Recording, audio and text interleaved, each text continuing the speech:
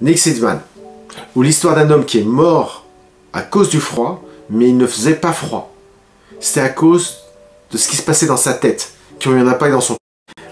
Nick Sidman, ou l'histoire d'un homme qui est mort à cause du froid.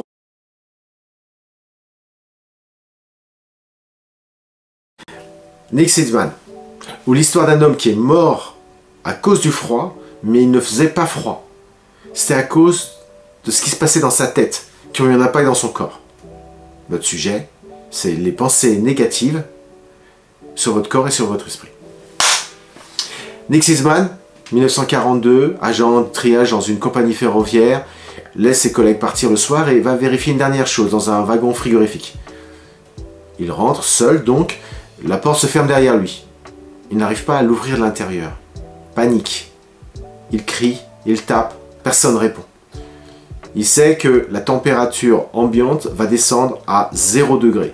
Il est convaincu qu'à cette température, il va mourir. Il sent le froid venir.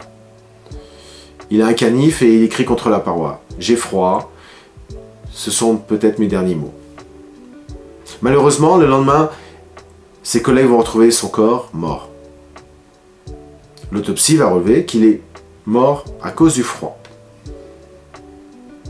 Mais aussi le lendemain, ils prennent conscience que la partie frigo n'a pas fonctionné. La température n'est jamais descendue à plus 0 degré.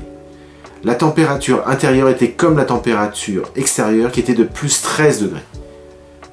Nous sommes évidemment sur le sujet des pensées négatives qui vous amènent à avoir un état d'esprit et pire encore, avoir une réaction physique sur votre corps. Donc imaginez à quel point peuvent faire les pensées négatives et à quel point peuvent vous faire voler, décoller les pensées positives. Tentez de lister de votre côté ce que vous avez vécu comme pensées limitantes et au contraire des pensées boostantes, je dirais, qui vous ont fait décoller. Merci.